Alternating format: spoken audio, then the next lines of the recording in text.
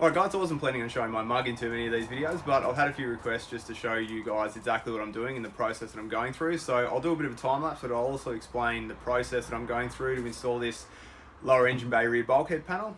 Some of the tools that we're going to use is a set square. I prefer the ones with a bubble in them because you can check the panel is going to be exactly level with the top of the roll bar, which is pretty important in the way that you align these panels.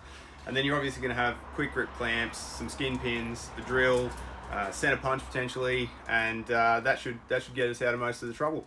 Anyway, look, if you have any questions about this stuff, let me know. If you like the video and you want more of the stuff along these lines, then let me know that as well. Thanks very much. Okay, so this is just me laying down some tape so that I can get some accurate markings and some clear distinction when I'm using a fine tip marker or a pen, for example, instead of just a permanent marker.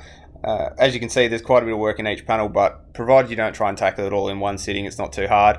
I just try to knock off a panel after work while I'm listening to some tunes or collecting cars, a Drive Nation podcast or something, and it's actually kind of therapeutic. I think, you know, you can't lose perspective on the fact that you're building your own supercar, and that's sort of a pretty good thing to be doing. So the work doesn't worry me too much. Obviously, you can see that I measure about 6 times and cut once, which is excessive. It's 100% a lie that I've center punched every single panel, but I've used the steel ruler template that I've shown in previous videos, or been pretty careful with the drill. This particular panel has a rivet line much closer to the edge, so it's kind of more critical in regard to exact alignment. If you're on the piss by 1 mil when you're 15 mil from the edge, it doesn't matter too much because you're only going to reduce the effective area for tear out by, say, 7%. Whereas if you've got 5 mil from the edge and you're out by a millimeter, it's more like 20% that you're stuffing up by. That's not to say that I'm not aligning everything, but you get what I mean. There's a fair few radius arcs to measure and trim in here. What I like to do is use an 8mm drill bit or a socket of an appropriate size. I even used a tin of wax and grease remover for one roll bar because it just happened to give the close to ideal fit. The thing is that because I leave a bit of meat in the panel anyway and trim it into a tight fit, the exact radius is simply a good guide. The exact radius is simply a good guide when you're filing to ensure that you get a uniform mark on the cut.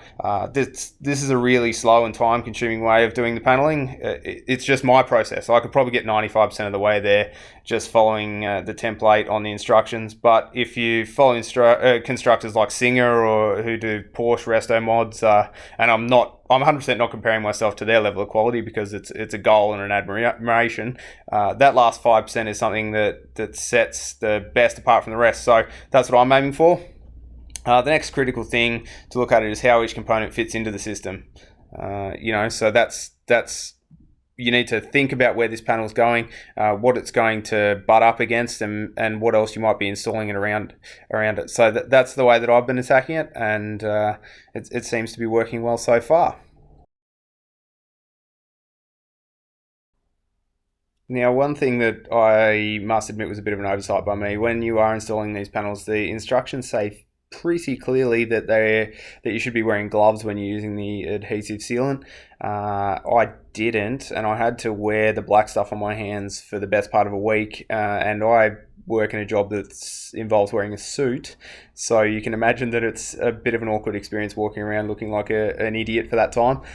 So yes, definitely wear nitrile gloves, and if you do get it anywhere, you need to make sure that you remove it almost immediately, otherwise you'll pay the price. The other thing is that I thought I would be really short on the adhesive, given that I only had one tube to start with, but when I bought a box of 12 from Wurth directly, and it cost me about $200, and I went through and did both of the rear bulkhead panels, the front bulkhead panel, and the 2 side panels, and I went through probably half of one tube of that Bond and Seal. So in that sense, you probably don't need to buy extra tubes too quickly, and it didn't seem to dry out when I capped it. It was fine for a couple of days afterwards. So that was certainly something that was a bit of an oversight. I used some of the extra adhesive though, just to run it around the panels, the side panels, between where the side pods sit and the panels themselves, just to provide an additional bit of sealing there. So, I did put it to use, but you certainly don't need a lot of extra. You can see here how useful the deburring tool's been. Even though it's not 100% necessary, it makes short work of all these holes, and it would kill you otherwise. Alright, so the neck's out of my bottle of whiskey, and I've been through and I've deburred every single hole, both sides, got it all marked up. And what I like to do is just get the diagram and just go through and make sure that I'm triple checking that everything's as I would have expected. And I like to just sort of hatch out the sections that I'm going to remove. You can cut those ones out with a hole saw. Obviously, if you've got a big enough step drill, it tends to get just a slightly cleaner cut from the get-go. Doesn't really matter. I trim out the bulk of this material just using some tin snips, and then I take the rest of it out just with a fine-tooth file. But what I like to do is just remove this material and leave a little bit of fat in here, and the reason being is that obviously you want to just sort of trim it into the chassis, so you need to test fit it a few times to get that exact, but that's sort of the way to go. The other thing I like to do is just run a tape measure one last time over the chassis where it's going to get installed, and just triple check where check all the dimensions just to make sure that that's sort of as you'd expect, and there's nothing that you're going to be, you know, trimming out 10 mil too much and then it's very difficult to put back on. And obviously you've seen the amount of work that goes into just prepping a panel before you can even get it in there. Thanks to my dog there for putting a toy under my foot, very useful. Anyway, moving right along. So we're just on the inside of this panel now, and what we need to do is we need to mark where we can install the insulation, and this was a big part of the reason why we didn't install the interior bulkhead panel to start with. Those angles on the left hand side and the right hand side, this one here and the one over there, we're also going to need to just remove the protective coating and rivet those in place. So we just mark the extent of where we can put the insulation here.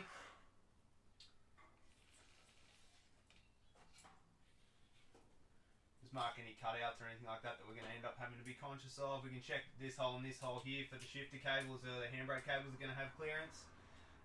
And then we can also just make a measurement here behind this roll bar here just to make sure that we can fit insulation behind it, because we'll probably have the reflective sheet on the back there filling the whole area, and we might have to cut a triangle or two of the heavier duty insulation, the thicker stuff just on this side. And then before we rivet the panel in place, we have to spray wax and seal in sort of every 4 or 5 of these holes, which just stops any corrosion or any issue like that could happen in the future. And we just want to heal these bars with wax and seal, and then we can run the adhesive, get the panels into place, and keep moving.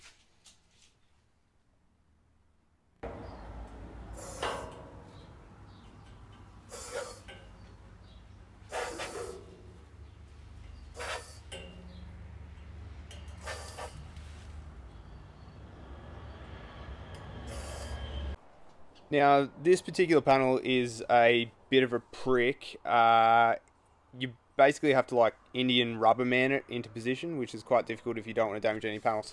So I'll try and get that out now in the reverse procedure and see whether I can do it without stuffing it up too bad.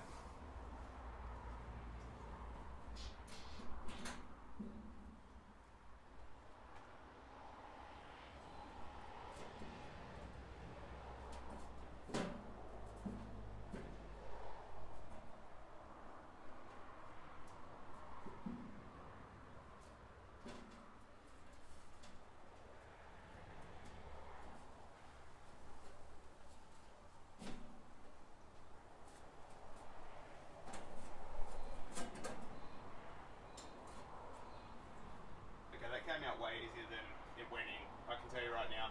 But like all these panels, you just kind of have to get a bit of a procedure together.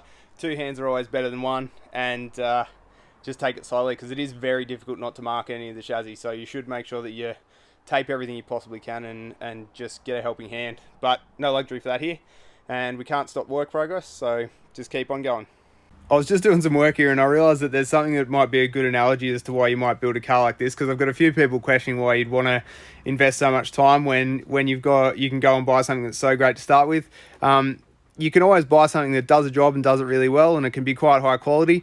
But when it comes to something that's handmade and really shows the quality of workmanship that's gone into it, it's something that's special to use every time. And I think this hammer sort of typifies that. Kinetic Customs make some amazing tools, and I can recommend having a look at them. They're not cheap, but they're the type of thing that potentially you'd pass down to someone else. If you are interested in getting one and you want a discount code, you can scroll down to the description and you'll find absolutely nothing.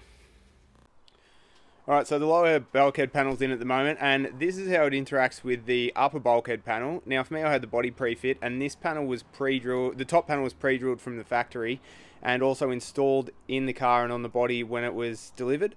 So the first thing that I've run into a bit of an issue here with is that the instructions say to fit off that lower rear bulkhead panel and completely rivet it in place. Given that it's going to share a rivet line with this upper bulkhead panel, you don't want to fit off every single rivet. Probably the best course of action there is just to fit in a few rivets along the space so it'll hold the adhesive in place. You might have to drill them out and then replace them once the upper bulkhead panel's in place.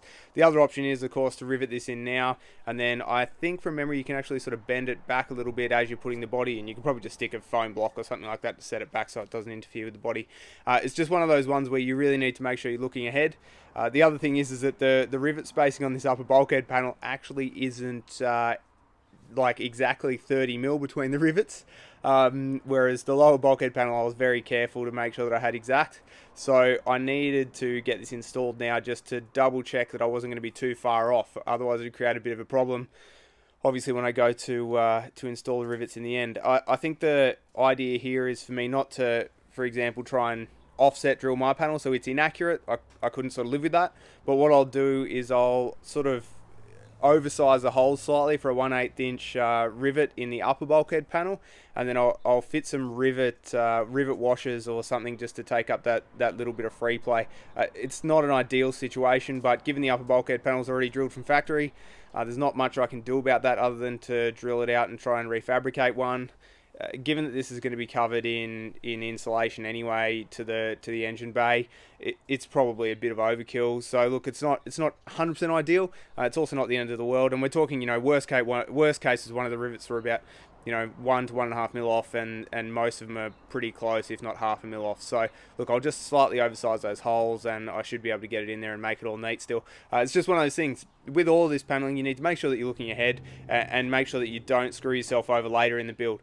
Packaging with cars is always a huge thing, and manufacturers, that's why they do prototype cars and build them, because it's very hard to get through the build process without having some sort of oversight where you have to go back and do it. But I don't have that luxury. I don't have two of these, and I don't want to be ordering parts again. So when I'm doing this, it's just important to test fit 3 times, think about what else might interface with the panel or the bit of equipment that you're installing, and go from there.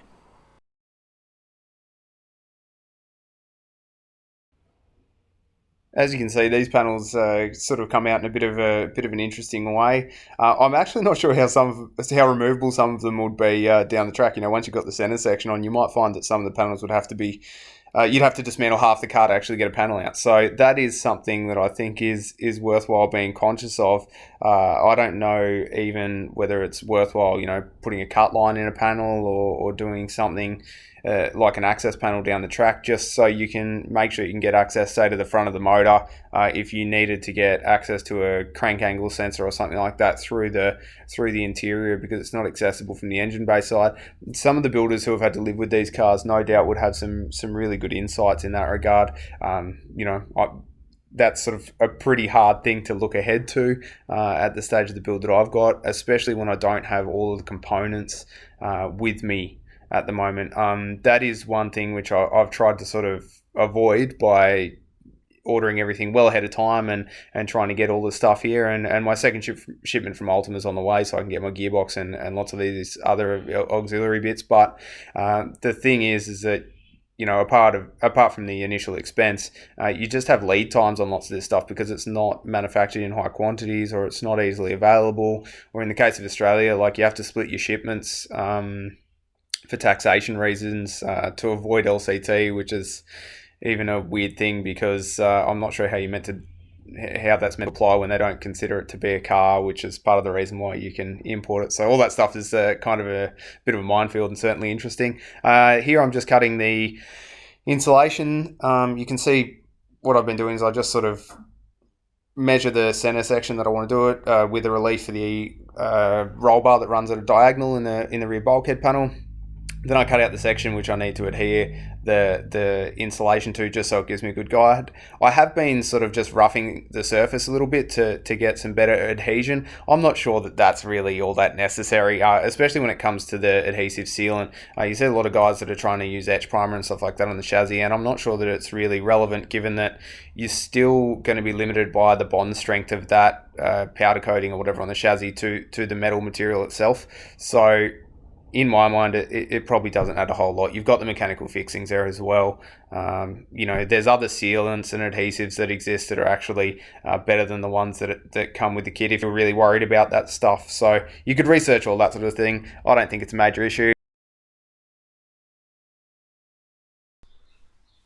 So one of the things that was mentioned to me by the bloke who bought the first RS chassis was that he, having been lucky enough to be able to use the car at this stage, has been seeing that maintenance of these panels in their shiny state has been a bit problematic. So what he recommended is just getting a Scotch-Brite pad and actually dulling the panel. The advantage being then if you have any marks on it, you can just touch it up by hitting it with the Scotch-Brite pad again. Obviously the other thing is if you don't like the look of that, the brushed alloy look, and you just wanted to have the shiny or polished panel, I would recommend just clear coating it or something like that, just for maintenance. Then you can just polish it out with a regular cut and polish or whatever. The one thing is, when you are Scotch brighting these panels, you want to make sure that you have a fairly uniform direction when you're rubbing it, because otherwise you'll see with the brushed alloy look, it starts to look pretty crappy. So it is something to certainly be aware of, and it's a lot easier to do it at this stage than it is to do it in the car for obvious reasons. So look, that's the way I'm going to be going. I think it makes sense for maintenance and for usage, and I also like the look of the slightly dulled panel. But anyway, that's up to you. It seems like a good tip to me. Hitting the chassis with a bit of sandpaper, just where I'll be putting the contact adhesive in, and I also wipe down with wax and grease remover, which is not wax and seal like I said earlier in the video. The 2 layers of acoustic liner are in, also the dead panel liner that's on the cabin side bulkhead, and I've also got the high temp insulation on the panel, so that's now in place. Now the last thing to do is just put the adhesive sealant on. Make sure you've got everything within arm's reach. You don't want to be running across the workshop to go and try and get some, workshop towel or something like that to wipe off the excess sealant. And we're ready to go. As you can see, the electric caulking gun here is doing a pretty good job. It's not the most compact bit of gear, but it really makes life easy when you're doing this much adhesive application. Also, you'll see I'm just going to leave a couple of skin pins in the top of this panel, because obviously we can't fit it off because of the panel above it that gets installed. The other thing to be aware of is that you're going to need an air riveter, or you need an electric rivet gun like this one. It cost $329 or something like that. It was the best thing I could have purchased for this job. It's already a rush because the glue's drying, and just having an electric rivet gun to take the sting out of 100 rivets is pretty great. Using the hand rivet gun was great for the tight stuff, but a real pain in the ass otherwise, so I can't recommend that tool enough. The only other thing which occurs to me as I was going through this is you need to be aware of where you can actually fit a rivet gun in to fit off the rivets. The one thing I've done is just where there's a couple of really, really tight spots that are difficult to deal with. I actually got some button head hex drive screws, and I'm just going to put them in just 1 or 2 locations. They look virtually identical to a rivet, but they're just going to fit in those bits that you can't get to, and enable you to fit it off, so you have a uniform rivet line that runs right to the edge of the ship.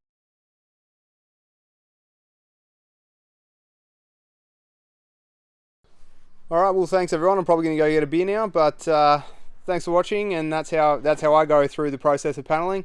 One final thing, my electric AC compressor from Rencool is turned up, so I've got to spend a bit of time working out how that's going to package in this front area here before I do a video on that. And I also need to run calcs on cable sizing and voltage drop, just so that I can make sure that I make a recommendation on alternator size and everything else. The other question which I got asked, which is very important, these are my 2 dogs. This is Dr. Socks. He's very motivated by the ball, and that's Ruby,